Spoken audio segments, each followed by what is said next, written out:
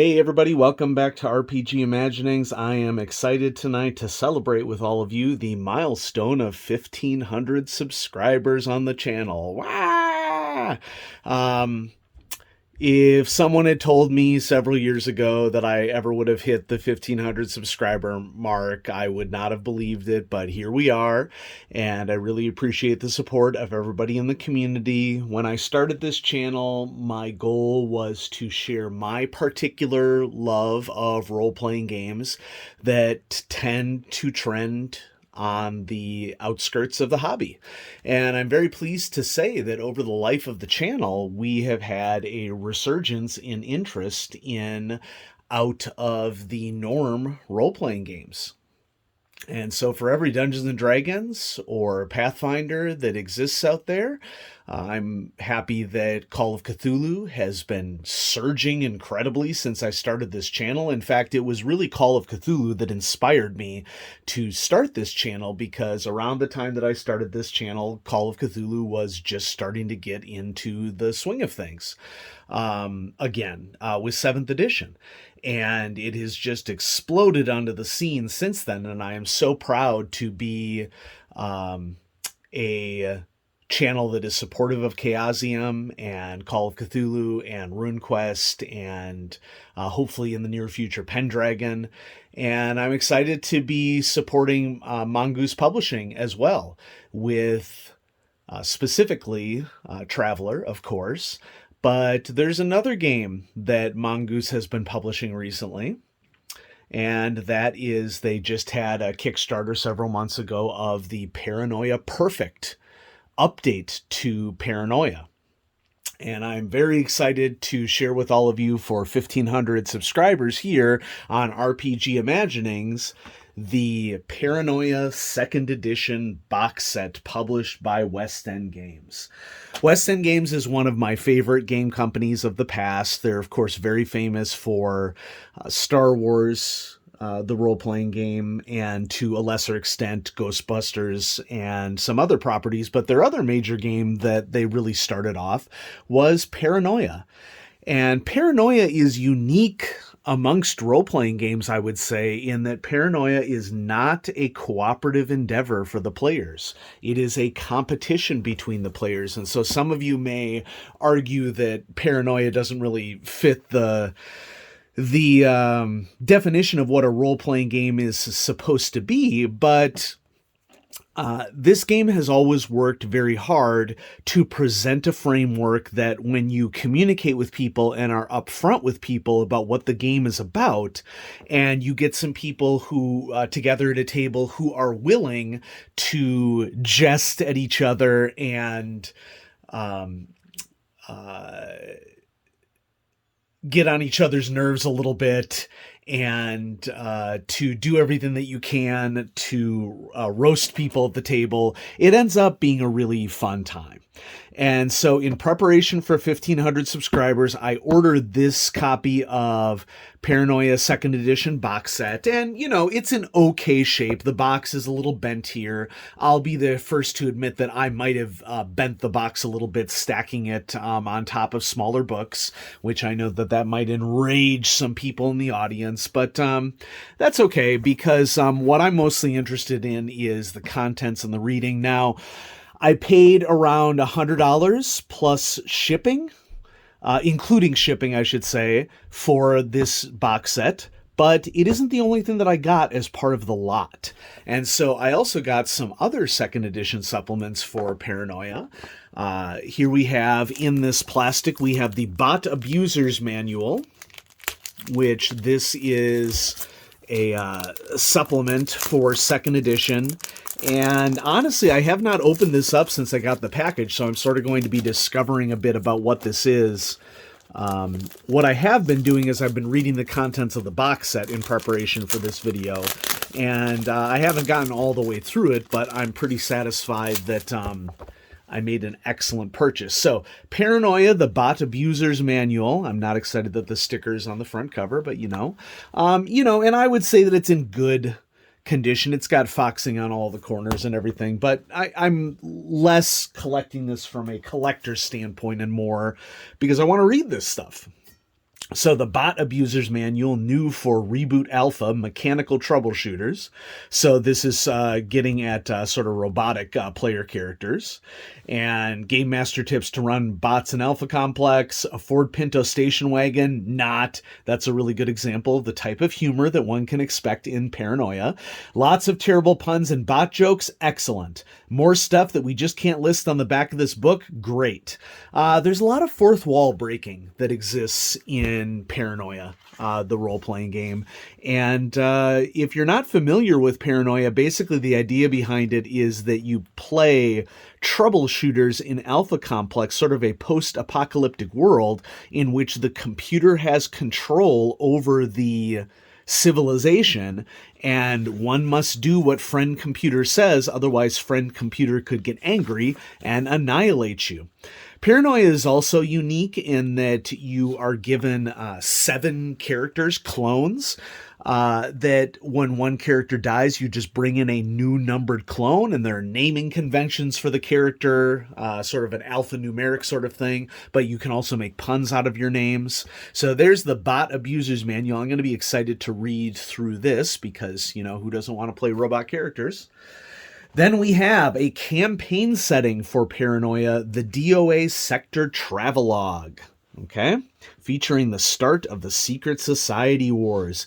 It says excellent condition, of which it is definitely not in excellent condition. A little bit of wishful thinking there. This supplement was published in 1989, so second edition was around 87 to early 90s, I think. And this is a alternate setting for Paranoia that you can put your troubleshooters in if you want to take them outside of Alpha Complex, which is the main area where you tend to have characters. Let's read a little bit about DOA here. The mandatory teaser at the start of any Paranoia product. Now you're in trouble. This book is coated with a highly toxic chemical compound which you have assimilated through your fingertips. That poison is beginning to convert your medulla oblongata into thick yellow pudding. Feel the cool, sloshy chill at the base of your neck? Want to save yourself? There's only one way, and that information is hidden somewhere inside this book. Guess you'd better buy it, huh? Back in the day when supplements like this were displayed on store shelves and people would have to decide there. Not to say that that still doesn't happen today, but I see a lot of game stores where they plastic the books away so you can't read them in store. The real official, really officious mandatory teaser. Thank you for purchasing the DOA Sector Travelogue, the latest in a long and proud line of Paranoia supplements. Remember to take your supplements each and every day cycle. This book describes a simple, complete Alpha Complex sector in excruciating but entertaining detail, providing you with the ultimate Paranoia campaign setting. Want to know how to replace the left lateral stabilizer bar in a Vulture 007? It's in here. Need to know the eye color of a particular infrared clone down on the food vat level 33Y, subsector 498/B? That's here too. Yes, this book is a true testimonial to the thoroughness and dedication of all those citizens within the debt-hallowed offices of HPD and Mind Control who joyously serve the computer, a triumph of their genius. Can I go now? Certainly, citizen. Well done. And that's just a continuation of what the humor is in Paranoia. Fourth wall breaking, doesn't take itself seriously at all, which that's part of the reason why Paranoia the role-playing game is in my top 10 role-playing games of all time. Yes, we enjoy what we do with the hobby, and many of us are a bit addicted to collecting supplements for it, and we have serious conversations over role-playing in the hobby. But that doesn't mean that we can't let loose every once in a while and put away our mean faces and our serious faces and have a good time. Paranoia is basically a giant FU to serious role-playing, and I am all about it. Because, folks, life is too much fun to take role-playing games too seriously. Now, you know me, I'm not too inclined to tell people what enjoyment to get out of a game. If you want to play role-playing games serious at some times, go ahead and do it, okay? Because it's your fun at your table, and you should be able to do whatever you want. But for a lot of us, there is a lot of irony in the serious quote unquote nature of a hobby that is supposed to be fun. And periodically I just like to let loose and just have a good time. And Paranoia is excellent for that. Next up, we have a campaign setting for Paranoia, the Crash Course Manual. Now, this book is in much, much better condition. Mega Whoops Alpha begins inside. And if we turn to the back here, the computer is dead. Long live anybody? The computer has accessed its last microchip, merged its last data file, blown its last circuit. It doesn't matter why. It doesn't matter how. What matters is what the clones of Alpha Complex are going to do about it now. So, Crash Course Manual contains 96 pages of gloom, doom, and dark designs, not to mention more info about Mega Whoops Alpha than anyone would ever want to know. And that's a big part of the setting that I think is important to note here as well, is that this is technically a comedy setting. It is a post-apocalyptic setting. It is also a very dark setting because it is normal and expected in Paranoia for you to be placed in ridiculous situations that you really have no hope of getting out of.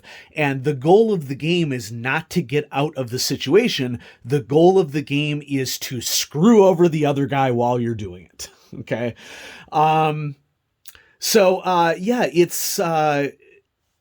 It's my kind of vibe, and I've always enjoyed it. The other thing that Paranoia does really well, and it's referenced down here in this last bullet, it says the most treasonous document ever printed in any Paranoia adventure or supplement 2. No, really, we mean it this time. At last, 101 uses for the dead computer can be revealed to the public.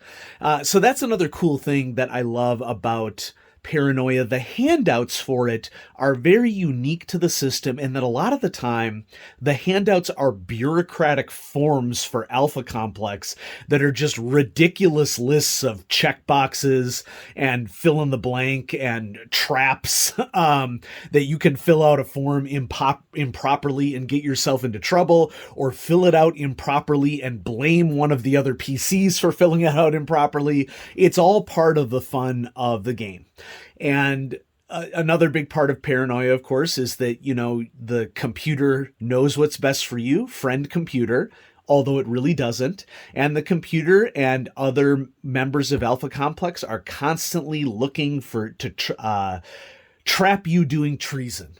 Because there's nothing that the computer hates more than communists, and communists in Paranoia, the role-playing game, are sort of the spin on a time in American history in which the Cold War was fully active. I mean, this game was released when Reagan was president, and to a great extent, it is poking fun at the McCarthy style find and root out all communists aspect of what happened during the 1950s, during the Red Scare. And so if you understand U.S. history, there are a lot of layers of depth to this game that just make it awesome. And so now let's get to the piece de resistance of this 1,500 subscriber celebration video, and that is the Paranoia 2nd Edition box set. Now, I will be the first to admit that this is an odd box set, okay? Does it need to be a 1.5-inch box? Well, I mean, that'll be up to your interpretation, okay?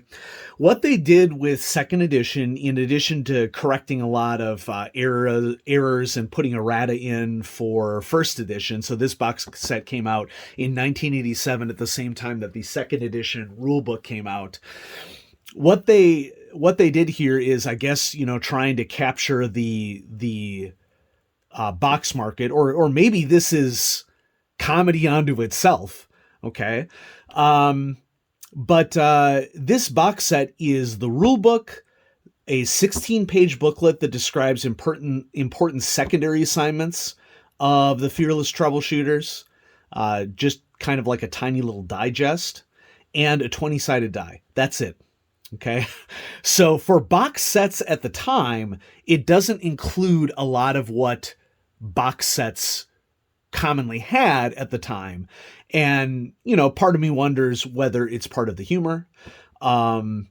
But let's read a little bit about what they say about the second edition here, because once again, this is indicative of the humor. The first edition of Paranoia is perfect and without flaw in every respect. And I love that because, of course, the current Kickstarter that has been churning out products and will go to print, hopefully sometime over the coming months, is called Paranoia Perfect. The computer says so. The computer says the second edition is even more perfect. Do you doubt the computer? Ooh, that's a weighted question.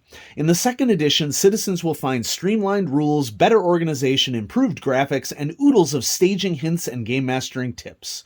Doubtless all loyal citizens will purchase the second edition of Paranoia immediately. Thank you for your cooperation. Imagine a world designed by Kafka, Stalin, Orwell, Huxley, Sartre, and the Marx Brothers. Yeah, actually, that's pretty good.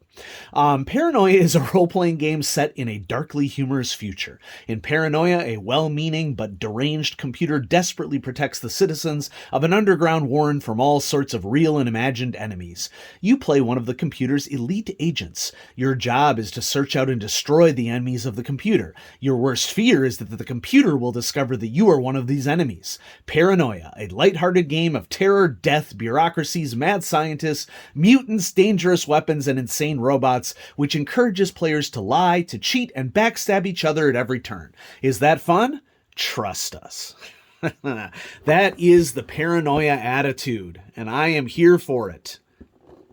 So let's bust into the box set here. Well, I'm not going to bust it open because, but I'm so excited to be featuring Paranoia for the first time here on the channel. Now, I open the box, and what do you see? A red D20. Okay. That's it in terms of the extra kit that comes in the box. And then there are just these two supplements. Okay, and that's it. So it's kind of an odd box set, but that is humorous in of itself. Continuing on, we have the second edition rulebook, and I'm very excited to showcase for all of you because honestly, it is one of the top rulebooks for a role-playing game that I have ever read. This rulebook is right up there with Troll Pack for RuneQuest for me, or Masks of Nyarlathotep for Call of Cthulhu. I mean, this is one of the best supplements, in my opinion, ever produced for a role-playing game, and I will showcase it for y'all here just in a second. But first, let's take a look at the Complete Troubleshooter's Guide.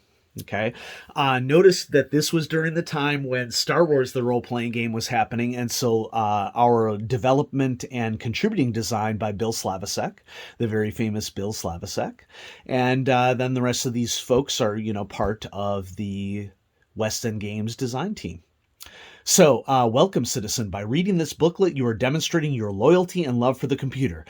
Oh, thank God. However, the computer cautions you not to confuse this with the Paranoia game rules, which are contained in a separate book. If you have already made this mistake and are expecting to learn how to play by reading this, then you are confused. Confusion is a commie plot that leads to treasonous activity. Read the Paranoia rules first. The computer says you should. Do not succumb to confusion. Trust the computer. I love it. It is this kind of irreverent language that is part and parcel to Paranoia. So here right off the bat on this page, page 3, we have an example of one of the forms that is classic Paranoia. Mandatory bonus duty, determination test 88-9B. And there are all sorts of bureaucratic forms that come with Paranoia games. Paranoia Perfect has already sent out the 2 form sets that they composed for Paranoia Perfect, which are a wide variety of different forms that you can photocopy and use to your extent, to your desire, as you go along. This one is a series of questions, and there will, of course, be rules in the book for scoring this questionnaire. And it is literally impossible to predict how answering a certain way on this questionnaire will result in commendation from the computer, or could potentially result in censoring or death from the computer. All sorts of different things. And so it continues on here to the next page. Bonus tiebreaker question. If I had my choice, I would be the team leader, hygiene officer, loyalty officer, happiness officer, equipment guy, or communications and recording officer. Okay, so there's rules here in how to use that form, and then descriptions of what different roles can be for the game. Now, this was something that really helps with running Paranoia, because when you're playing a role-playing game in which you are acting against other players, it really runs the risk of you have to have a good enough GM who will recognize when to give people the spotlight, to rotate, how should I describe it, aggression from the GM to different players. And also, of course, you'd want to recruit players who have the attitude to be able to handle a not serious role-playing game. I mean, I will be honest with you, there are some role players that do not have the attitude to run a dark comedic role-playing game, okay? And, not every role-playing game is for every person, but if you can open yourself up to dark humor and play a style of game like this, it's just a blast. So assigning roles to players in a non-collaborative role-playing game like Paranoia is good, because it is a specific set of circumstances by which you are, one, trying to succeed with your own goals, trying to watch your back in your own way. You may very well be more likely to be put at the vanguard or in the rear of the group on a mission, depending upon your particular role. And I would argue that none of these roles are better than any of the others, because the writers of Paranoia have always done a great job of making it so that nobody is safe. You are all in equal danger, basically. And it just takes, a good GM who's willing to, so to speak, spread the hate around to the whole table. And this is a nice little thing here that you can photocopy front and back, and you have little cards that you can hand out for different members of the group. And so the Complete Troubleshooter, a guide for the computer's elite, that's a nice little supplement there in the box that describes to people how to play a specific role within a group. Now, I built this sucker up pretty significantly, and for good reason. I think that this is one of the best core rule books ever written for a role-playing game. I would go with top supplement as well. It oozes Troll Pack vibes to me. It has the same sort of irreverent humor, but also attenuation to playing the game in an interesting way. Paranoia is a D20 system in this iteration in which you roll under your target is better. And like any great role-playing game that has a very simple mechanic like this one does, depending upon how far you roll above or below your target number, interesting things can happen.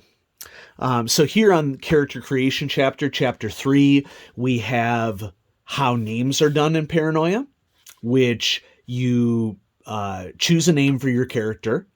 And so in classic Paranoia pun format, we have Ann R. Key 1, first name Ann. The R represents that they are red clearance. The key is an additional name that you add to make your pun work. Okay, it's your sector, actually. And then 1 is the number of the clone that you are on when you start.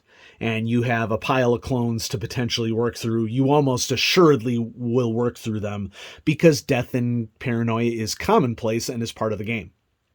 Okay, so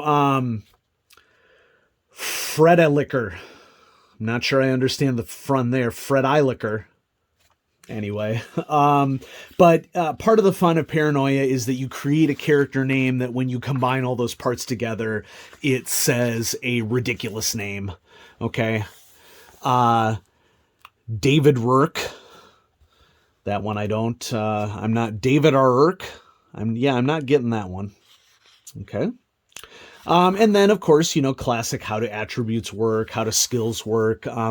Paranoia in its early iterations is a very simple system, focused on dramatic combat. This is not a game in which you focus on number of meters away from things or precise dice rolls that will guarantee that you survive or not. Basically, anything can happen in a paranoia game, and the rules are really, really loose. And so for some of us, we're playing a role-playing game where the rules can effectively change as you play, is a fun thing and a challenging thing, and an interesting thing. That's not for all role players out there. But remember, fam, happiness is mandatory. Okay? Stay alert, trust no one, keep your laser handy. Okay? This book is just chocked full of witty jokes and terrible puns and irreverent descriptions. It's just a joy for me to read it. It's my style of not taking things too seriously. Here we have chapters on, of course, politics, promotion, and treason, but then also paranoia etiquette. Backstabbing. Most role-playing games pit player characters against opponents and obstacles posed by the game master. They encourage players to cooperate in the pursuit of a goal. Paranoia provides opponents and obstacles galore, but it doesn't encourage cooperation. In fact, player characters have every reason to mistrust and fear each other. Personal success is achieved over the bodies of other PCs, and casualties are more often caused by interplayer free-for-alls than by the opposition. Vicious, deceitful, backstabbing, double-dealing is a lot of fun. Remember that everyone else is out to shaft you, and you'll feel a great sense of pleasure when you outshaft them first. But it's important not to let the paranoid atmosphere of the game leak out into the real world. Remember, distrust, deceit, and betrayal among characters is all part of the game, but not the way players should deal with one another. Okay? So, the social contract for paranoia requires more attenuation than it might from another role-playing game. My experience is that experienced role players tend to get paranoia immediately. Inexperienced role players can be split between being highly skeptical of it and also loving what they're seeing. And so let's check out what Friend Computer is saying at the bottom of this page. Serve the computer. The computer is your friend. Your faithful service will be rewarded. Beware of treason. The enemy is everywhere. Your mission. And then we're going to hear the mission. In classic 80s and 90s fashion, there's a solitaire adventure that's included. It's a short one just to sort of give you a taste of the game. And Paranoia is an example of a game where the solitary adventure really helps a lot. The other thing that I'll say about this core book is that in the back, there is a lengthy scenario. Okay. I'm not even really sure that I would call it a scenario. It's almost kind of like a mini campaign. It's that large.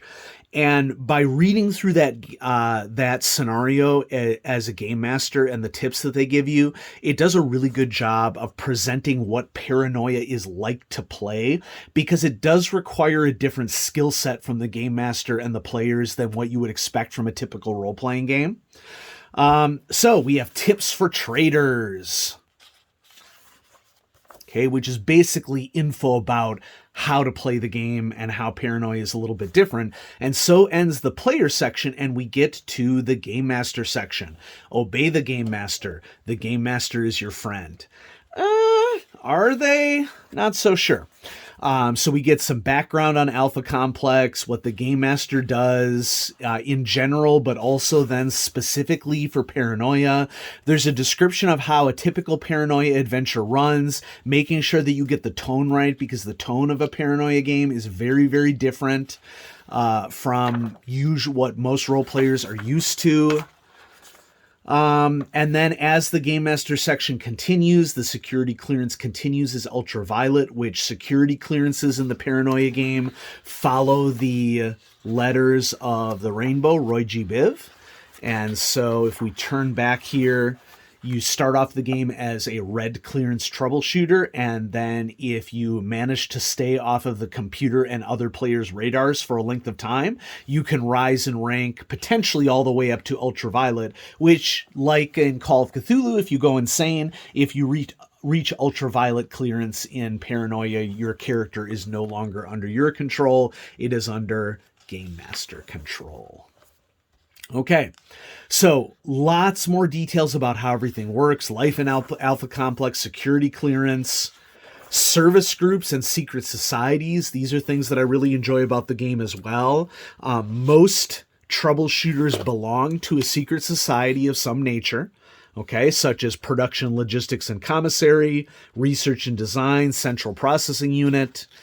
And you can, and many players do, belong to secret societies. Some of these secret societies have been started by the computer to monitor people. Some secret societies are straight up against the computer, and you will be executed if you are found out to be part of that secret society. So, for example, one secret society is the communists' beliefs. Smash the computer and its corrupt capitalist lackeys. All power to the infrared masses. The masses are the creators of all wealth. High security clearance citizens are parasites fattening on the blood of the people. I love it. Okay, awesome.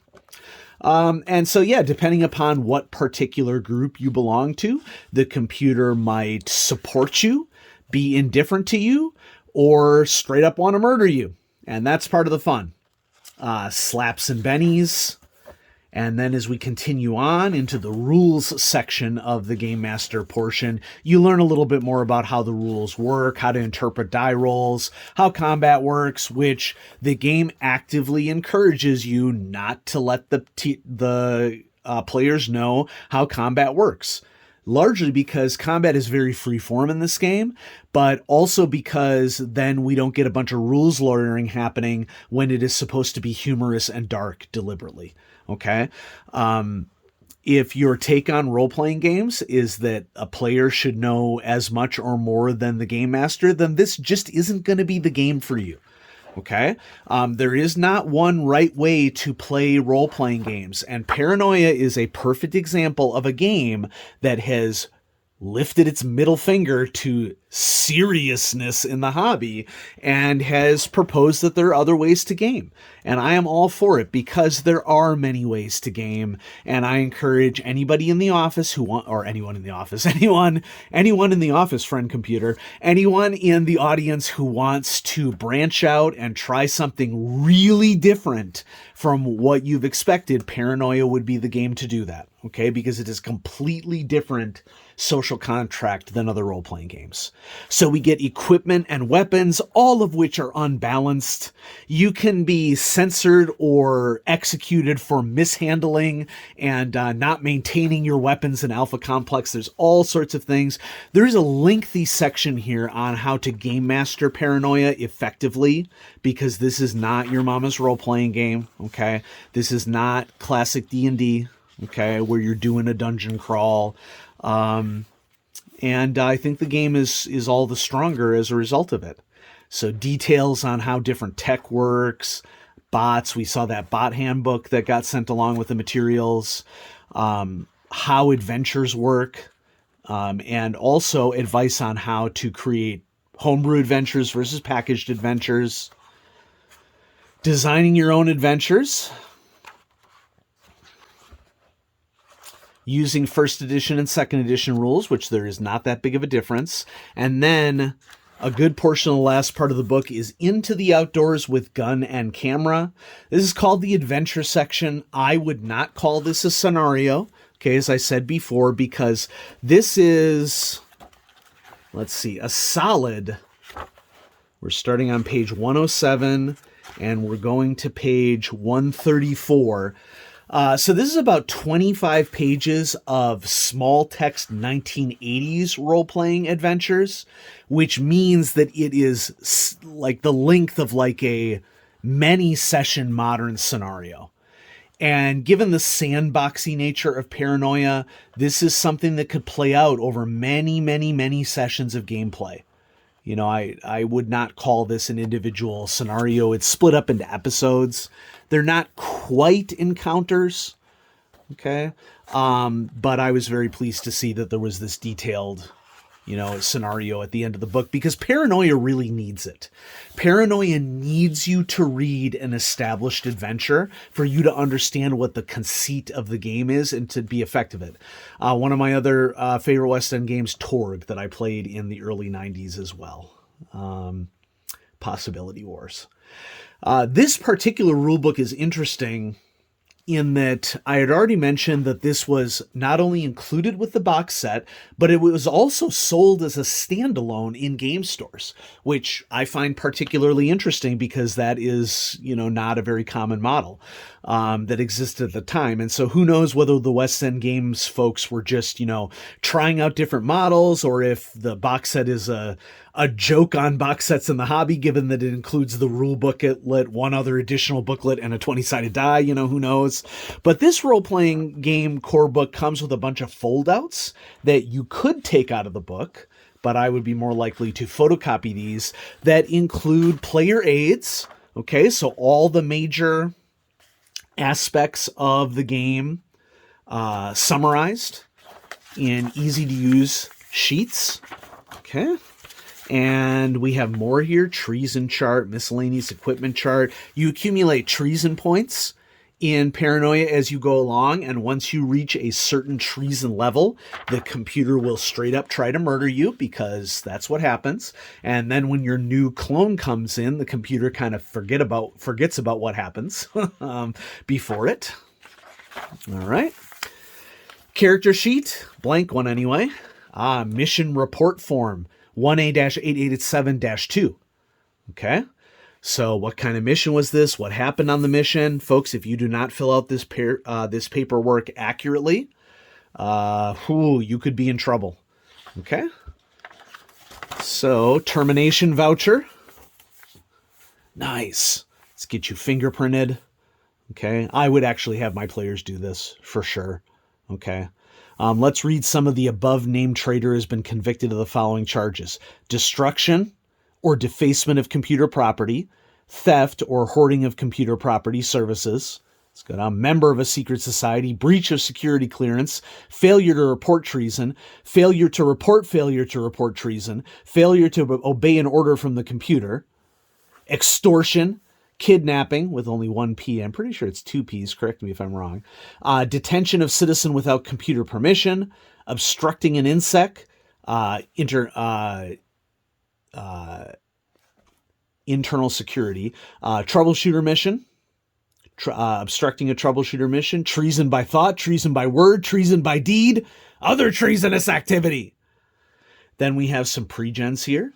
You can see how simple the character sheets are because all the mechanics fit on one side of the character sheet.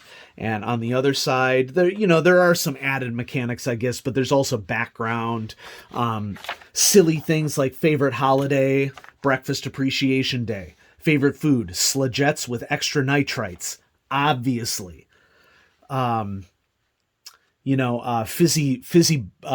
Fizzy bubble drink is another fun one for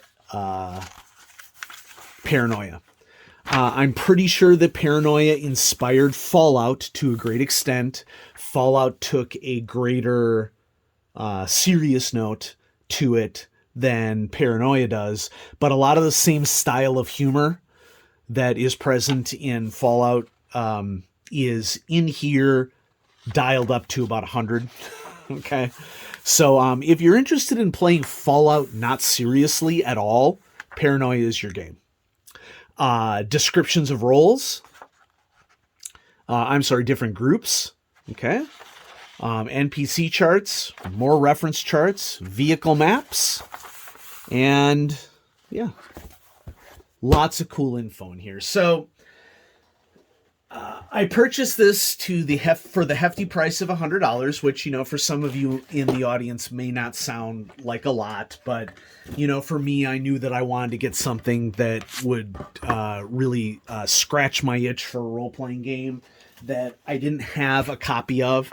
I have lots of Mongoose Paranoia stuff from when Mongoose first took over the license, but I didn't have any West End Games Paranoia. And so part of my goal here in prepping for 1,500 subscribers was to get a out-of-print role-playing game that from the past that I did not have a copy of, and I was happy to select Paranoia 2nd Edition because this writing, I would argue, still holds up today. Still awesome. If you're looking for a laugh and not taking role-playing games too seriously, Paranoia is the game for you. It's going to seem strange to a lot of players and game masters, and that's fine, because not every role-playing game is for every person. But Paranoia is a game for me. It is for sure in my top 10 role-playing games of all time, and the core rulebook that comes with second edition is easily in my top 10 role-playing supplements of all time. The writing in it is superb, lots of great humor and irreverence in it, and I recommend it to anybody who is interested in going outside the norm. And since this channel is basically dedicated to role-playing games outside of the classic norm, I figured this was a fitting choice for 1,500 subscribers. So folks, I hope you enjoyed this video, and I'm going to have so much more cool stuff coming at you on RPG Imaginings. There are a couple of supplements that I have in the pipeline that really surprised me. I have a 2022, this supplement really surprised me for a role-playing game, and then a system agnostic supplement for 2023 that has been the biggest wonderful surprise. I walked into my FLGS this past Sunday and I saw it on the shelf and I started leafing through it and I'm like, oh my gosh, this hits so many of my bells and whistles. And I immediately purchased it on the spot, and I am so excited to share it with all of you because the hobby is growing. And a lot of creative minds are working on role-playing games right now, and we are all better off as a result of it. So everybody, thanks so much for watching RPG Imaginings. I'll have more coming at you soon. Have a great night.